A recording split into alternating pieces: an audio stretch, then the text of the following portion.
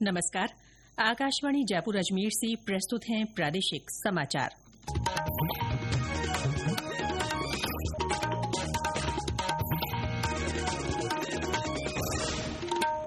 समाचारों के साथ मैं रितिका गुप्ता। प्रधानमंत्री नरेंद्र मोदी आज घाना की संसद को संबोधित करेंगे। श्री मोदी घाना की राजधानी एक्रा में भारतीय समुदाय से बातचीत भी करेंगे। घाना यात्रा के दूसरे और अंतिम दिन श्री मोदी वहां इंक्रुमाह संग्रहालय भी जाएंगे। ये वह स्थल है जहां क्वामे इंक्रुमाह ने घाना की स्वाधीनता की घोषणा की थी। इससे पहले प्रधानमंत्री मोदी और घाना के राष्ट्रपति जॉन ड्रॉमनी महामा ने शिष्टमंडल स्तर की वार्ता की थी। दोनों नेताओं ने द्विपक्षीय व्यापार और घाना में भारतीय निवेश बढ़ने का स्वागत किया। साथ ही रक्षा तथा सुरक्षा सहयोग पर भी बातचीत की। बाद में घाना के राष्ट्रपति ने प्रधानमंत्री मोदी को घाना के राष्ट्रीय सम्मान officer of the order of the star of घाना से सम्मानित किया। प्रधानमंत्री मोदी 5 देशों की यात्रा के दूसरे चरण में आज रात त्रिनिदाद और टोबैगो पहुंचेंगे। वे वहां के राष्ट्रपति क्रिस्टीने कार्ला कांगलू और प्रधानमंत्री कमला प्रसाद बिसेसर के साथ द्विपक्षीय बातचीत करेंगे और संबंधों को मजबूत करने पर विचार विमर्श करेंगे। इस बीच त्रिनिदाद और टोबैगो में भारत के उच्चायुक्त डॉ प्रदीप राज पुरोहित ने आकाशवाणी के साथ एक विशेष साक्षात्कार में प्रधानमंत्री मोदी की यात्रा के विभिन्न पहलुओं पर बात की। उन्होंने कहा कि दोनों देश अपने संबंधों की 180वीं वर्षगांठ मना रहे हैं और प्रधानमंत्री की ये यात्रा प्रवासी भारतीयों के लिए एक महत्वपूर्ण अवसर है। राज्यों और केंद्र शासित प्रदेशों के शहरी स्थानीय निकायों के अध्यक्षों का राष्ट्रीय सम्मेलन आज से हरियाणा के मानेसर में शुरू हुआ। 2 दिन के इस सम्मेलन का उद्घाटन लोकसभा अध्यक्ष ओम बिरला ने किया।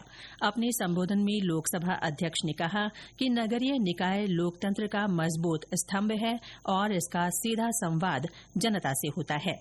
संवैधानिक लोकतंत्र को मजबूत बनाने और राष्ट्र निर्माण में शहरी स्थानीय निकायों की भूमिका विषय पर आयोजित इस सम्मेलन का उद्देश्य देश में बढ़ते शहरीकरण में स्थानीय निकायों की भूमिका पर चर्चा करना है। नई दिल्ली में आज broadcast and media technology BES expo 2025 से संबंधित 29वां अंतर्राष्ट्रीय सम्मेलन और प्रदर्शनी आयोजित की जा रही है। इस वर्ष के सम्मेलन का विषय है AI के माध्यम से मीडिया परिदृश्य में परिवर्तन, सृजन, सहयोग और मुद्रीकरण। 3 दिन के इस सम्मेलन में जाने माने प्रसारणकर्ता, मीडिया क्षेत्र के पेशेवर और देश विदेश के वक्ता व्याख्यान देंगे और अत्याधुनिक प्रसारण विषयों पर विचार विमर्श करेंगे। राज्य सरकार ने प्रदेश में फायर एनओसी नवीनीकरण नियमों में बदलाव किया है। फायर एनओसी के लिए अब भवन मालिकों को करीब दोगुनी राशि का भुगतान करना होगा। स्वायत्त शासन विभाग के आदेश के बाद प्रदेश के नगर निगम क्षेत्र में इसके लिए नवीनीकरण शुल्क को बढ़ाकर 20,000, नगर पालिका क्षेत्र में 15,000 और नगर परिषद क्षेत्र में 10,000 रूपये किया गया है। इससे पहले 2023 में फायर एनओसी नवीनीकरण शुल्क में बढ़ोतरी की गई थी। गौरतलब है कि राज्य सरकार ने प्रदेश में पर्यटन को बढ़ावा देने के लिए फायर एनओसी की समयावधि को 1 साल से बढ़ाकर 3 साल किया है। अजमेर विकास प्राधिकरण की बहुप्रतीक्षित चाची आवास अटल आवास योजना का शुभारंभ कल विधानसभा अध्यक्ष वासुदेव देवनानी ने किया।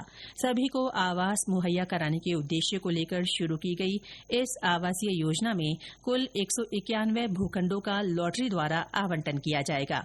इसके लिए 31 जुलाई तक ऑनलाइन आवेदन किए जा सकेंगे।